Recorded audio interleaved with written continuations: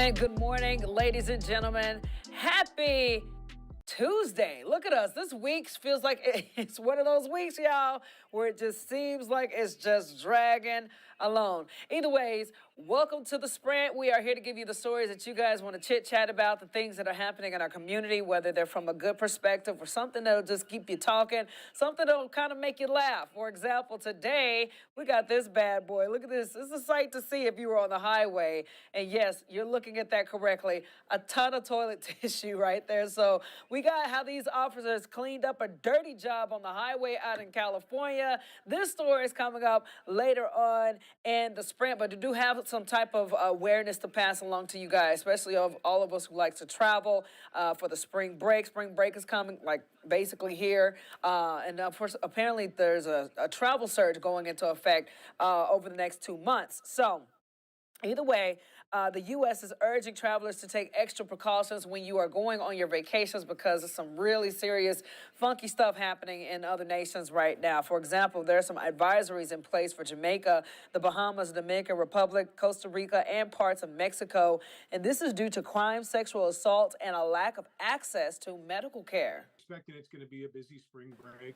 When we started looking at bookings for spring break all across the country through AAA offices, looking at March and April showing international flight bookings are up 20%, international hotel bookings up about 37%. So experts recommend that you do your research beforehand. You can enroll in STEP, which is the Safe Traveler Enrollment Program. And also, you should share your itinerary with family and friends so someone always know where you're located. In addition to staying vigilant and aware of your surroundings, it's also advised that you remain on hotel and resort property. So again, when you're dealing with different nations and other places that are outside of the United States, hey, we're not telling you to stop traveling there, but certain areas you might want to be on super alert by, because again, when you're outside of our country, there's only so much that we can do. I know we just released a huge warning for those who are in Haiti right now, all of our U.S. citizens, the U.S. Embassy saying that unfortunately, they're not able to make travel arrangements for people to get out of there. But a lot of stuff is happening around this world that, again, makes me 100% thankful that I'm an American citizen. I'm a U.S. citizen on U.S. soil. It's hard for me to get outside of the country because I don't want to have to deal with anything that could be a risk. But again, if you are traveling to any of those particular areas, please, please, please be careful so you can make it back in one piece. Happening today, Danville is celebrating its largest graduation class for Incarceration Doesn't Define Us. This is where a dozen people will be honored today. The program provides resources and help to people who have recently been released from jail, ease back into the community. Over 8 weeks, they learn about job readiness, housing, education options, budgeting, and so much more. About 50 people have graduated previously. Ceremony is at this afternoon at One Community Way. Always cool to have those resources in our back pocket, especially for those who, at one point made bad decisions in life. And that's, again, it doesn't define you, that decision. What defines you is how you're going to come out of that pit of stuff that is just not seen as the best, or like literally coming out of a bad circumstance where you are finding ways to get back into society, finding ways to correct that wrong. That's what makes you a true human being, or a good human being, in my opinion. Granted, there are some jacked up stuff that people be doing out there, but more than anything, taking up the opportunities to try to turn your life around is always, in my opinion, admired, and I think inspiring for anybody. All right. As all of us is getting ready or getting used to the daylight saving switch, obviously we lost that hour, so some people may be tired and some people may be looking forward to that nap. But we got some news for you. Sleep experts say that even though naps can be good to freshen up your day, it could have some warnings about them as well. Napping is not bad. It's not a bad thing. If you do it in the right way, it can be very restorative and very positive for your sleep.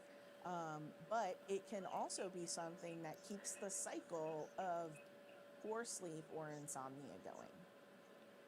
She says that if you are going to take a nap, keep it to 30 minutes or less. And if you take a longer nap, they say that you could end up still feeling groggy. This is kind of funny to me because ain't no way in the world I think I'm ever able to take a 30-minute nap. Like, if you could take a 30-minute nap and wake up and be refreshed, man, I take my hat off to you because when I hit the bed, first of all, it takes me about 30 minutes to barely start getting sleepy. But once I'm actually asleep, I am out for at least a couple of hours. Like, I don't know if there's just something wrong with me, but ain't no way in the world I could take a 30-minute nap. Now, if I say I'm going to lay down for 30 minutes, that's just me just laying there probably resting.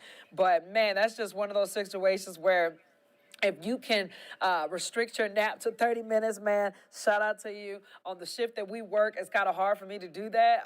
But hey, I guess I can work on it and see. You know what? I'm going to test it out today. When I get off work, I'm going to test it out and give myself a time period and see if I can go to sleep and then wake up within 30 minutes. The only thing is that, again, I look down, when I lay down and I look up at the clock, next thing I know, it's like maybe it's like 8, it's like 1 o'clock p.m. or something like that. And then I'll blink and then I look back up and it's already like 1:27. So it's just like, what happened to that time? So it goes by like this when you're trying to sleep. Either way, if you guys are going out today, I know we've been dealing with this annoying wind. I'm not a fan of the wind. I absolutely hate wind. I like the cool breeze every once in a while, but these past couple of days have been brutal. We felt it. Waking up in the morning has been cold, but even in the afternoon, that cold wind that comes through, it makes it feel a lot colder than what it is. Either way, wind is out of our system right now, and apparently later on today it's going to be some really nice temperatures for you guys to get out, go for a run, go for a walk the dog, do whatever you can because it's looking pretty good. Of course, we've got that 10 News weather app handy so that if you guys need to know exactly what's going to happen throughout the week. I know on St. Patrick's Day we might be dealing with some rain or some, but yeah, just check it up with the forecast. The weather is always changing. Meteorologist Chris Michaels and the Weather Authority is on top of it, keeping you guys in the know with everything that you need to know. All right, it's time to get those jackpot tickets ready to go, man, because guess what? If you want to make some money, guys, this is the time to do it. Apparently, we got some records hitting right now with the Mega Millions jackpot. It's now sitting at an estimated $735 million, which means tonight's drawing could get you $356.7 million before taxes, or you could get 30 annual installments. The jackpot has been growing since it was last won in December, putting it as the 6th largest jackpot in Mega Millions history. Meanwhile, Powerball's drawing on Saturday has a jackpot of nearly $521 million. So my thing is that would you rather take the major lump sum right there, right away, or would you rather do the installments? Installments sound pretty cool, to be honest, but I was just thinking to myself, like, what if I pass away or something? Does that just keep on happening? Like, does it keep going for my family or whatever? But then I think about the lump sum, like getting all of it at once and trying to figure out, okay, how do I make sure this is mine and it stays mine without anybody doing something weird or, like, I don't know. I don't know how it all works. I've never won a lottery before because if I did, I would not be working here. But hey, it's okay. We never know what happened. Everybody just go get your tickets today. Hey, if you do win something, please share it with me. I could really use some student loan help if you hear me. But either way, no, I think this is a cool deal. And hey, if you don't win, you already know the money that everybody spent to try to get this is going to our education system. So yeah, there's that. But $356.7 million, that's a lot of moolah, a lot of guacamole that you can really be stress-free. Well, I will say you would be stress-free, I think, from a bills perspective, but I know having more money equals more problems. You know what Biggie Smalls said, and I know that probably will create more stresses that you didn't even think you would have to deal with, but to each their own. Let's get to this story that we were talking about earlier today. When I tease it, man, it's crazy that if you were driving along the highway and you saw just a bunch of tissue rolls on the roadway, yeah, something crazy happened. Check this out. This is a scene out in California. Someone had to clean up a busy Southern California highway after rolls of toilet paper spilled all over it. This was the scene again on the southbound lanes of I-5 freeway. And on Monday afternoon is when this happened. Two rightmost lanes were blocked with hundreds of rolls of toilet paper burst forth from boxes that fell out of a Ford F-350 truck. California Highway Patrol officers tried to clean up the mess by tossing the rolls over a cement barrier. But yeah, this is something crazy that you don't see every day. So there was a lot of people making like little punny jokes online, basically saying that, hey man, if this was 4 years ago during the pandemic, I guarantee you that all those tissue rolls would be cleaned up in 2 seconds, because everybody, for some reason, and I still to this day do not understand why everybody freaked out so bad when the pandemic hit with getting toilet paper. That was the most annoying thing, to go into the store and see that shelf empty. Like, why? Like, I still don't get it. Like, what do you think I don't get it. That was one of the things that was just kind of bizarre to me, was toilet paper was just disappearing left and right during the pandemic. But yeah, with this happening, a lot of people had like a lot of jokes to make, saying that this would definitely not be an issue if this was 4 years ago, because everybody and their mama will be out on the highway basically picking up toilet paper. It's kind of like how sometimes you see those bank trucks that are transporting the money. Sometimes they'll wreck, and then next thing you know, a lot of cash is on the highway and everybody's pulled over trying to grab whatever they can. This kind of be what that would be like 4 years ago. Let's get Jazzy Jazz in. Jazz, this is a funny scene in a way, isn't it? Yeah, it's definitely hilarious. I think it would crack me up if I was driving down the highway. That is not something you see every day, and I'm sure the cops got a kick out of it too. Oh, yes, no, especially with the cop on his knees. Look how he's on his knees and just throwing the tissue over to the side. There's a lot going on, but it reminds me, you never know what you might see when you're driving. Like, I remember, I think like a year or so ago, there was a manure spill. I can't remember where it was. I think it was Montgomery County. Good Lord. And I remember reaching out to the PIO, and I was like, I promise this is not a prank. Like we're trying to get more information on this because it's causing delays. And it was the weirdest email that I've had to ever send out. But you never know what you'll run into these days. Toilet paper, manure, turkeys even. Like, there's a lot of weird stuff going on out there. You just never know what will happen when on the road. Oh, yes. Now, Jazz, are you going to get your Mega Millions ticket today? Oh, for sure. We got to. Gotta dream big, right? Yeah, you never know. You never know what'll happen, man. It might be our year. It might be our time, man. I remember one time my mom told me that she was like a number off, and it was a number that she like was going to put. Yeah. For some reason, last minute she changed it, and if she hadn't changed that number, I think she said she would have won like $200,000. Oh my God! Yeah. Jeez. No, man. Let's just see. Like, if we don't win, I just want somebody from Roanoke to win. I'm tired of California and Florida always taking the Mega Millions jackpots from us. Always someone in Cali. Yes. Then you'd be great. Come on now.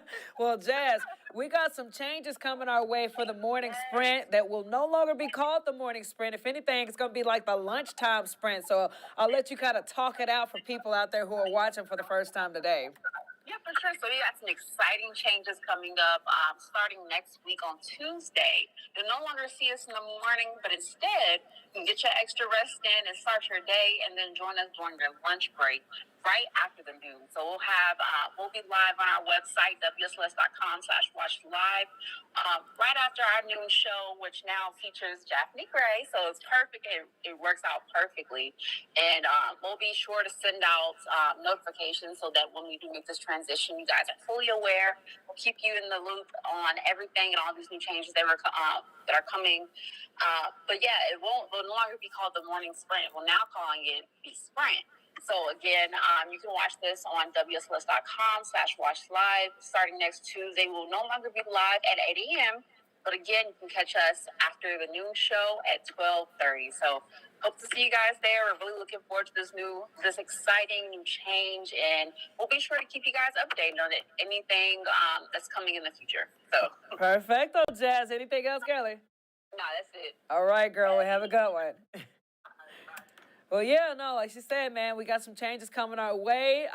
Wednesday is going to be our last official show live. So we're going to kind of get this week prepared so that we can make that transition, update graphics, get everything situated so that we can have another launch, new and improved for the lunchtime sprint. I'm going to call it the lunchtime sprint, but we're probably just going to stick to the WSLS sprint. Either way, We can't wait to chit chat with you right after the noon because we're keeping the day going on, and we know that the news doesn't stop in the morning. It keeps on going, and you guys are all on your phone during the lunch break anyway, so what better way to enjoy your lunch break than to clown and have a fun back and forth with me and Jazz. So again, that's starting up next Tuesday. It's going to be at 12:35. Be looking out for that, and we'll have notifications sent out so that you'll know exactly how to catch us in action and also how to go back, hopefully, and check it out as well. But either way, with that being said, thanks so much for joining us on our last Tuesday of the Morning Sprint. We'll be back here tomorrow morning for the last time as a live show right here at 8 a.m. on WSLS.com.